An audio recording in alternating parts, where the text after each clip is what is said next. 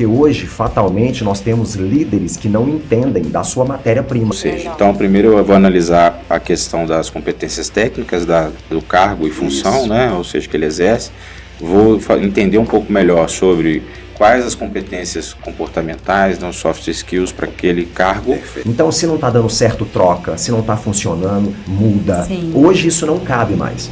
Hoje, um líder, para liderar de fato, ele precisa entender de pessoas. Porque as pessoas são diferentes, né? Sim.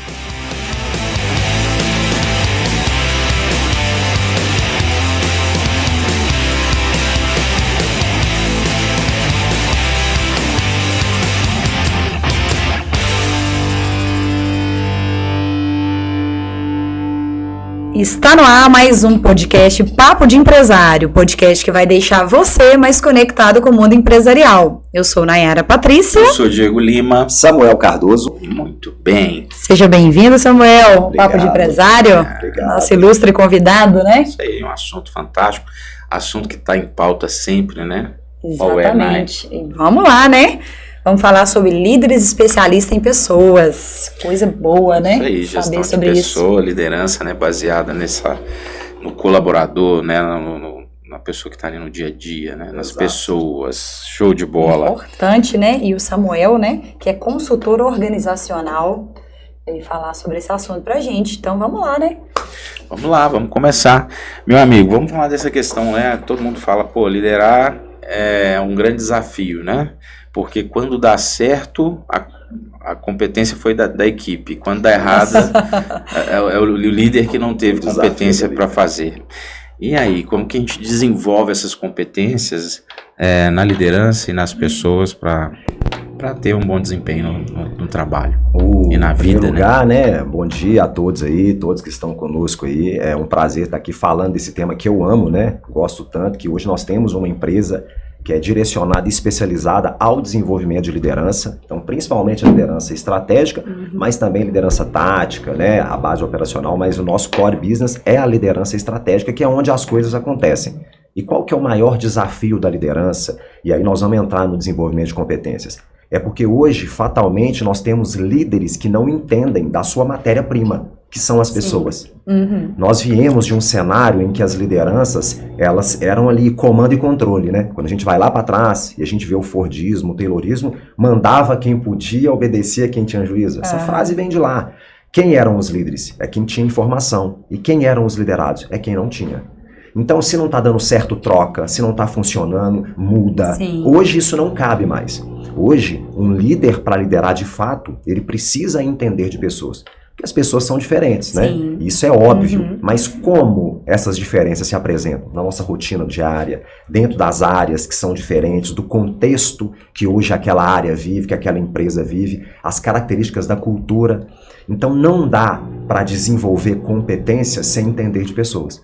Quando a gente olha e fala de competência, nós estamos falando do quê?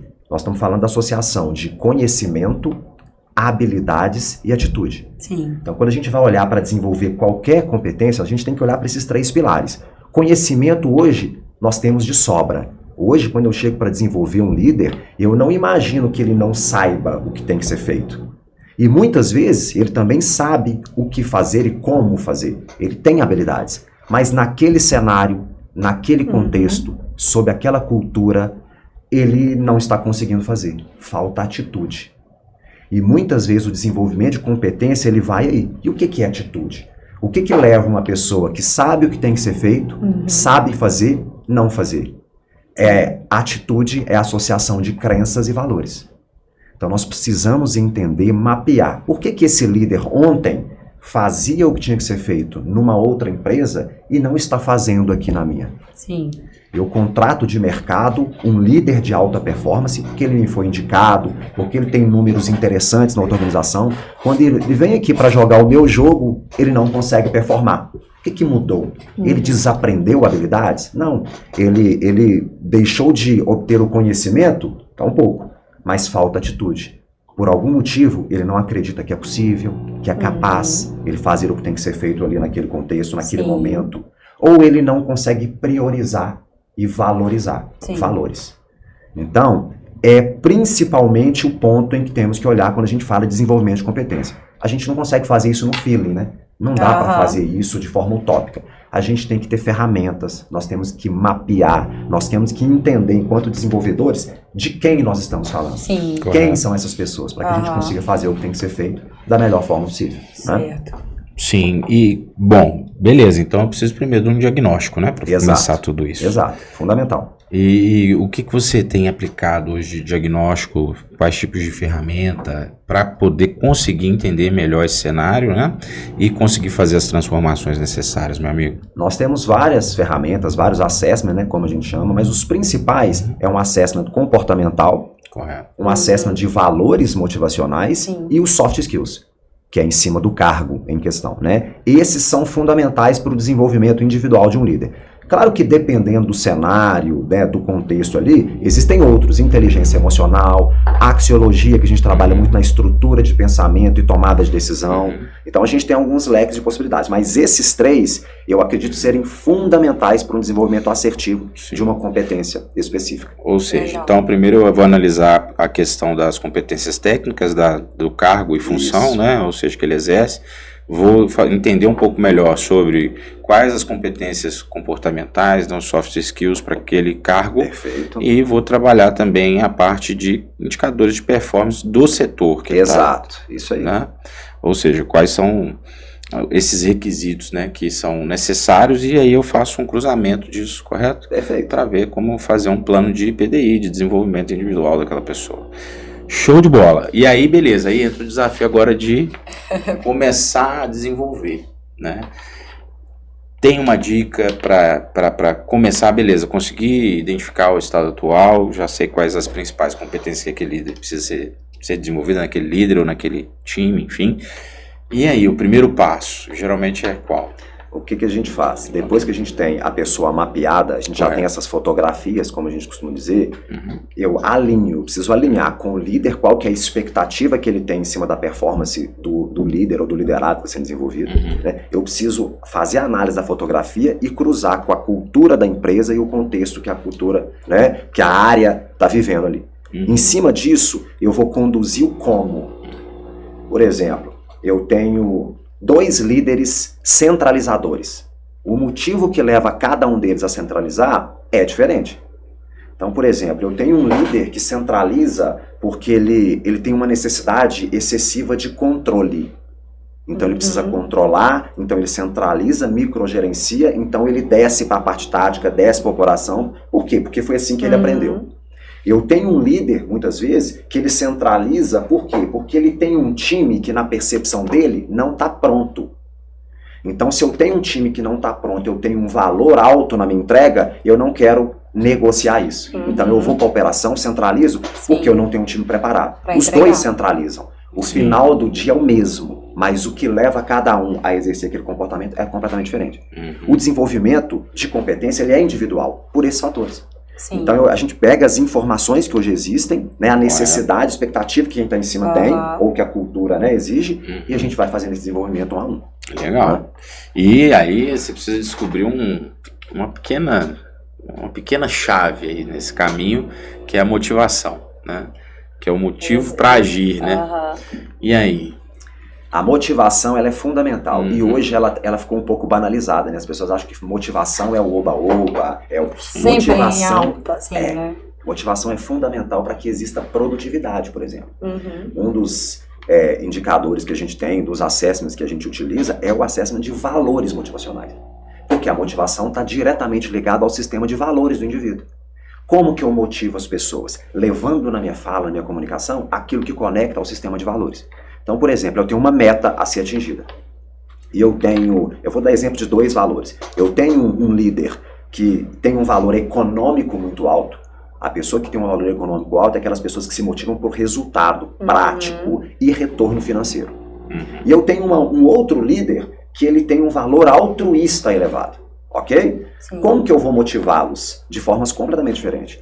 O líder de valor econômico elevado, eu motivo falando para ele, evidenciando onde chegaremos, o que ganharemos, onde estaremos, para onde iremos ao bater aquela meta. Sim. Isso vai movê-lo, isso vai fazer com que ele persiga aquela meta. Agora, quando eu viro para o líder altruísta elevado, não que ele não vá gostar de saber os próximos passos, Mas ele vai se mover muito mais quando eu viro para ele e falo o seguinte: você já percebeu como que as pessoas vão estar, como que elas vão se sentir quando alcançarmos essa meta, quando batermos essa meta? Por quê? Porque isso vai tocar muito mais o seu sistema de valores. Por isso que é fundamental o mapeamento de valores, porque mora ali o sistema motivacional de cada um dos líderes. E aí, descobrir esse motivo é fundamental. Fundamental. Não existe desenvolvimento sem isso. Eu tenho muita dificuldade em acreditar essa possibilidade, né? Um líder que hoje não é motivado, ele não é produtivo. Ele até faz o que tem que fazer, mas custa muito. Sim. Isso para ele, claro, né, na rotina. Gasta muita energia para fazer, às vezes uma atividade poderia ser... Exato, muito mais dinâmica. A motivação está ligada a isso, a produtividade, né? Total. O líder extrair o melhor da equipe dele. Tem algum fator chave que você fala assim, não, eu vou, além de identificar, né, o perfil de cada um, a gente ativar o gatilho dele, não, preciso motivá-lo e que ele produza, né, traga o objetivo que a gente queira, né? Sim, porque às vezes a produtividade não está só associada, né, àquela competência específica que ele precisa desenvolver. Às vezes vai ter que passar por uma gestão de tempo, de prioridades, etc. Enfim, então a produtividade está diretamente ligada a várias outras competências que também precisam ser ativadas concomitante, não é isso? Exato. Quando a gente olha para o desenvolvimento de um líder, a gente sempre leva como base 3 pilares fundamentais. É a cultura, o contexto que a área está vivendo e as características da pessoa. Então, as características do líder, dos seus liderados, é um ponto, mas não é o único. Por exemplo, eu estou desenvolvendo um líder para qual cultura? É uma cultura mais ou menos humanizada? Qual que é o contexto da área? Está num contexto de manutenção, de estruturação, de reestruturação. Tudo isso influencia nesses pontos. Por quê? Porque às vezes eu tenho um líder que é muito regulador, ele é muito pragmático, ele performa muito bem numa estrutura pré-determinada e bem definida, porém, eu estou vivendo um contexto de área de mudança, de reestruturação. Ele vai ter dificuldade de fazer gestão de tempo, gestão de rotina, estruturar. Então, eu não posso negligenciar isso. Eu não posso olhar para essas características e fazer um Ctrl-C, Ctrl-V. Eu tenho que dissociar e entender como ele consegue fazer o que ele sabe nesse contexto, nessa estrutura, nesse momento atual. E aí, se vocês trouxeram, é fundamental. Né? As características do indivíduo é um dos fatores, muito importante, mas ele não está isolado. Né? Não está isolado. Exatamente. Muito bem. E aí, ferramenta de novo, acompanhamento para ver se isso está funcionando de acordo com o planejado, como que é essa estruturação então do desenvolvimento, ou seja, então diagnostiquei, né, fiz um planejamento prévio de onde queremos chegar com aquele trabalho, e aí agora eu vou para o campo de batalha, né, ou seja, eu vou começar de fato as atividades.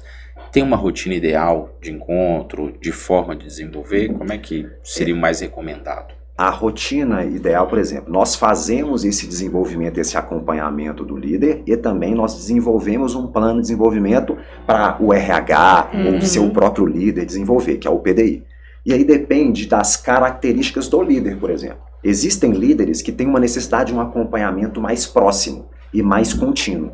Existem aqueles que eu consigo espaçar um pouco mais. Por exemplo, uma rotina de feedback. Ele é padrão? Não.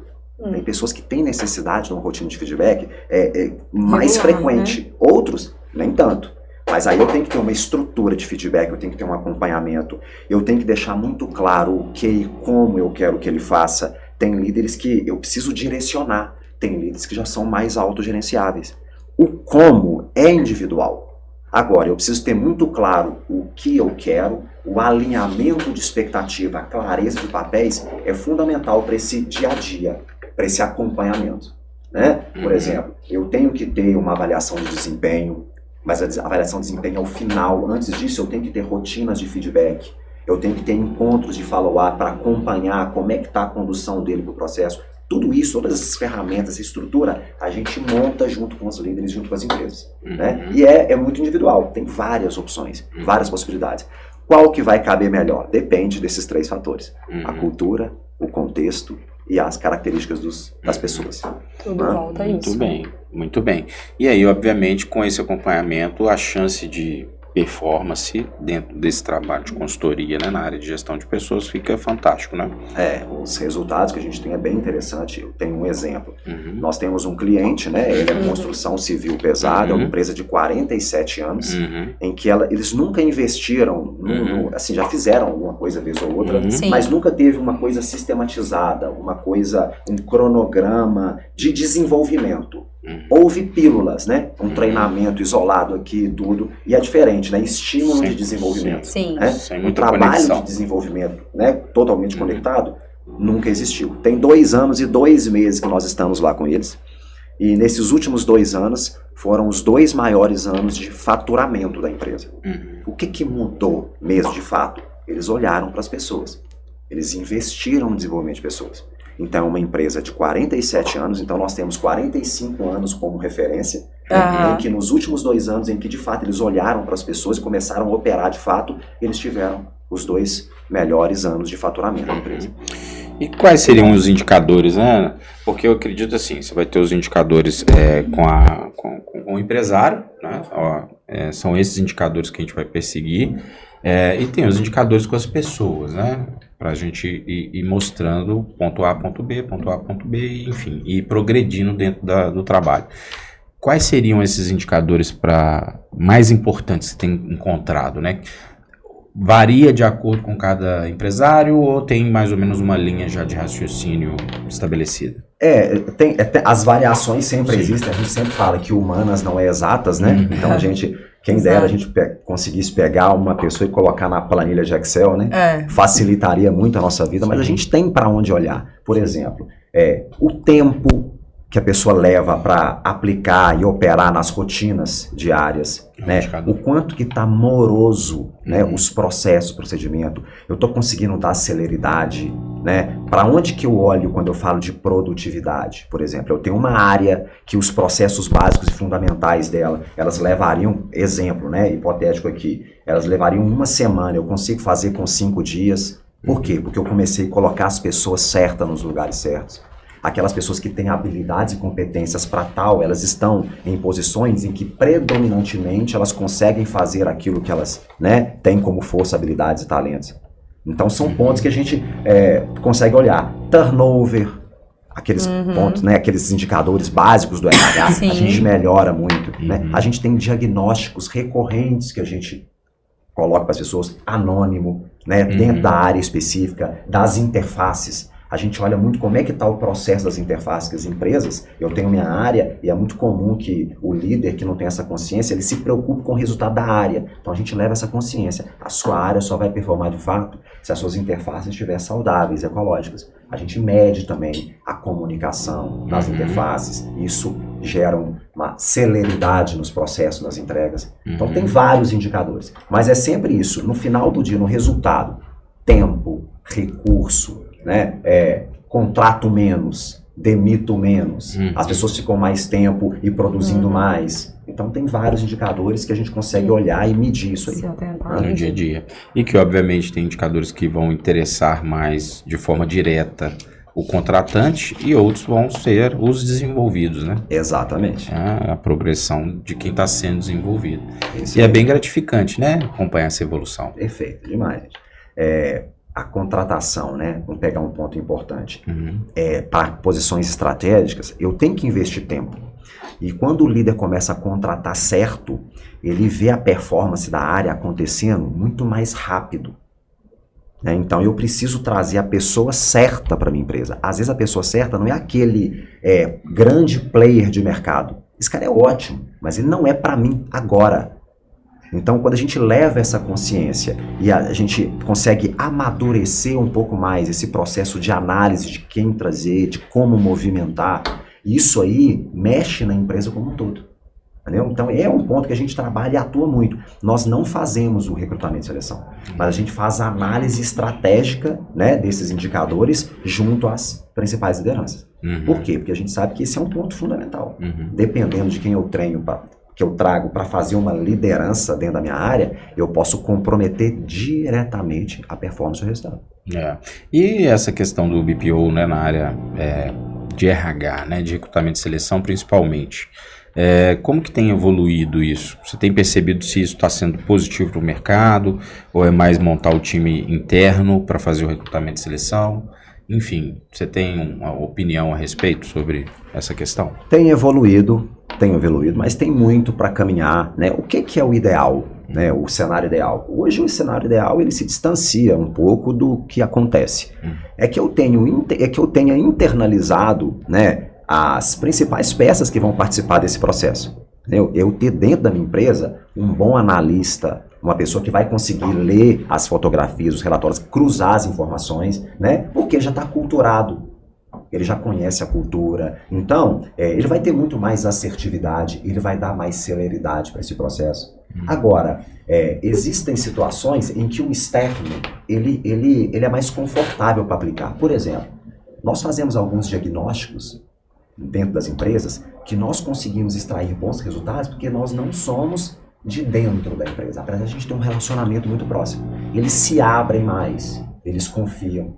Se fosse um liderado interno, me arrisco a dizer que eles não se abririam tanto. Né? Claro que a gente tem muito filtro, né? Muita ética para o que, como passar. Mas então tem os dois lados. Mas eu ainda me arrisco a dizer que se eu tenho pessoas competentes dentro da organização, é o melhor cenário. Né? Tá caminhando nessa direção, a gente faz muito esse tipo de trabalho, a gente forma muito gestores da área de recursos humanos, né? Com algumas certificações e tudo.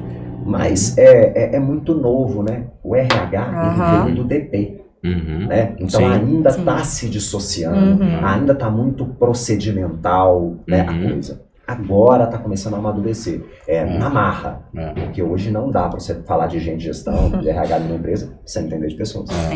E vai ter um zoom, né? Ou seja, tudo que você foca expande, e eu acredito como o foco está muito nessa área do RH, vai surgir especialistas em determinados segmentos. Então você vai ter um especialista, né, na área de recrutamento e seleção, você vai ter um especialista ainda dentro desse setor na área de desenvolvimento de competência, aí vai ter o cara que é fera na competência comportamental, vai ter que ter outro que vai ser fera na técnica, por conta daquela especificidade da empresa. E acredito que vai ter os feras também na área de trazer benefícios, enfim, de mudar a cultura. Então, assim, Deus né? Agora vai ter muita coisa a ser feita porque você focou, né, e entendeu que o RH pode fazer toda a diferença no negócio. A área de recrutamento e seleção, a gente tem passado por alguma experiência na nossa consultoria. A terceirização dessa área tem sido positiva, porque realmente o operacional das empresas, que é o mundo real, né? Saindo um pouquinho dessa questão do ideal e indo para o real, não tem uma estrutura para fazer, não é pensado. Fazer a contratação certa, ou seja, né? Como você disse. Você não tem a atração do talento, né? Sim. Então você precisa de um RH que tem ali um banco de talentos, que já tem, né, obviamente, outros clientes que está num processo, né, que às vezes não serviu para a empresa A, mas conecta com a B, e aí essa área dentro do RH está funcionando bem. Né, o volume é muito alto, né? Então é até muito interessante eu ter uma empresa parceira externa para fazer isso. É a parte muito operacional da coisa ali, né? A análise final, né, esse bater do martelo, é importante que se eu tenho alguém de dentro, que eu faça. Isso falta ainda, né? Por mais...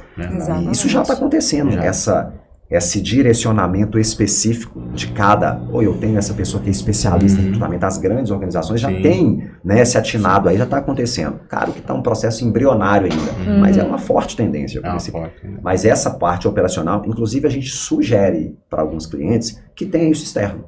Né? Eu vou ter um custo menor. Efetivação seja interna, né? Isso, exato. E é legal, as empresas de RH hoje está tendo muito... A gente tem clientes na área de RH. Muito êxito, né? Já tem de empresas de RH.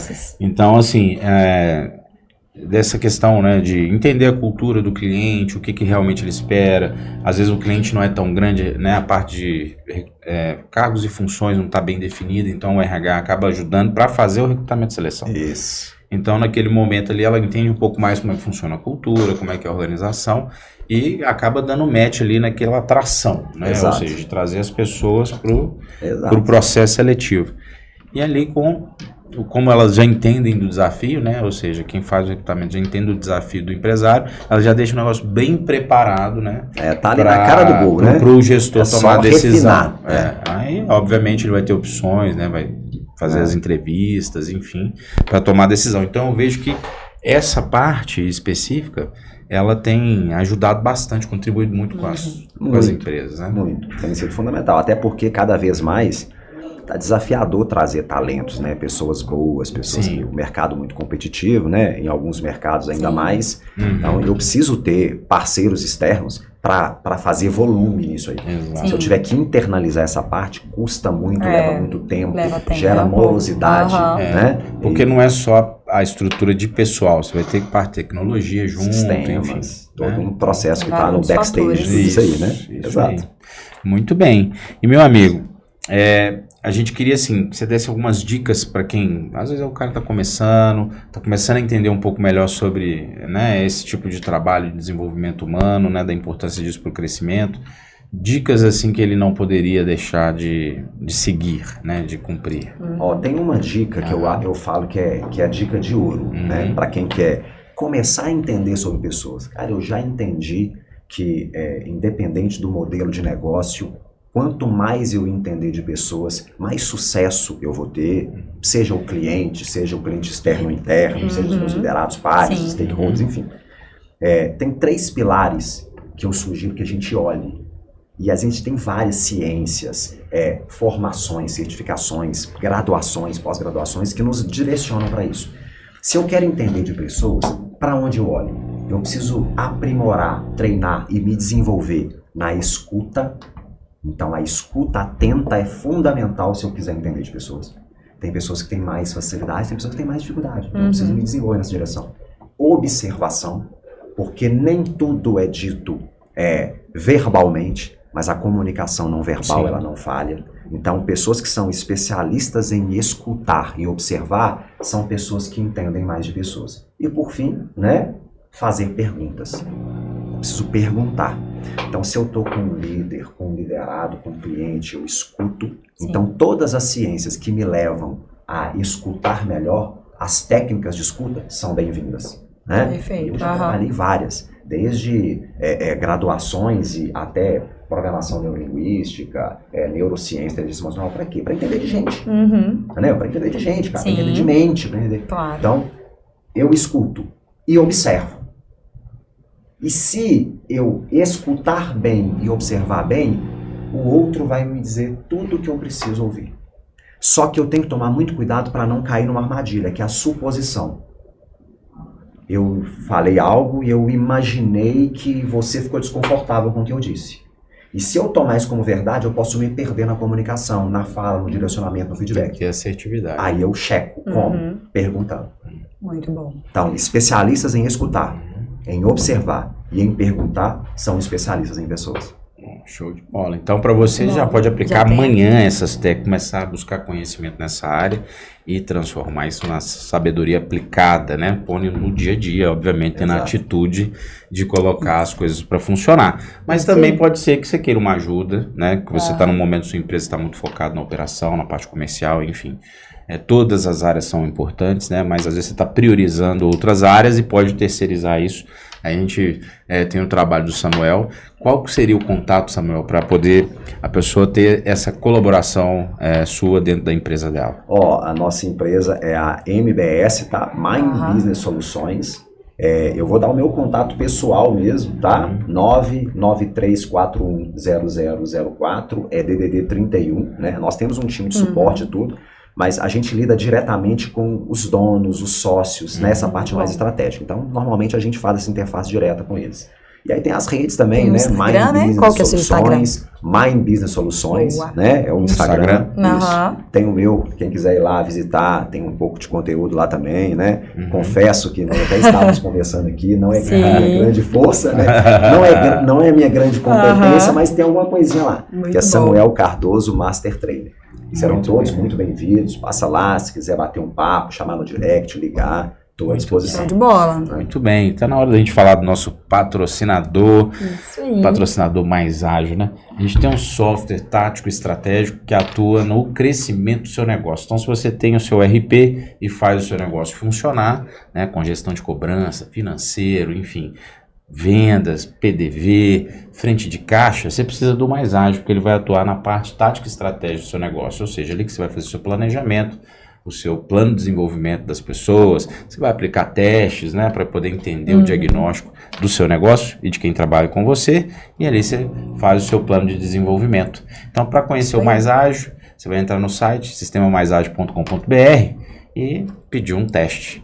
Isso aí, ó. Você que tá aí no YouTube, não esqueça de inscrever-se no canal, apertar o sininho aí e compartilhar com os amigos. É isso aí. Muito bom, Agradecer né? a presença do Samuel. Obrigado. Obrigada, Samuel. Ótimo. Muito obrigado pela sua presença. Sem dúvida, teremos outros temas aí pra gente explorar, né? E fazer esse zoom, expandir, né? Porque a área está cada vez mais pujante, crescendo. Exato. E é isso aí. Muito bem, Bora muito lá. obrigado. Você fique ligado, próximo conteúdo, show de bola. Muito É só bom. se inscrever aí e ativar o sininho para não perder nenhuma dica aqui do Papo de Empresário. Isso aí. Perfeito, gente. Muito Tchau, bem. obrigado, tá? Vamos junto. Bora Pra lá. cima. Até mais. Abraço. Tchau, tchau. Samuel. Boa. Muito bom, Samuel. Obrigada. Vou tirar uma fotinha nossa final aqui, Samuel. Vou gravar meu vídeo. Ah, grava o vídeo.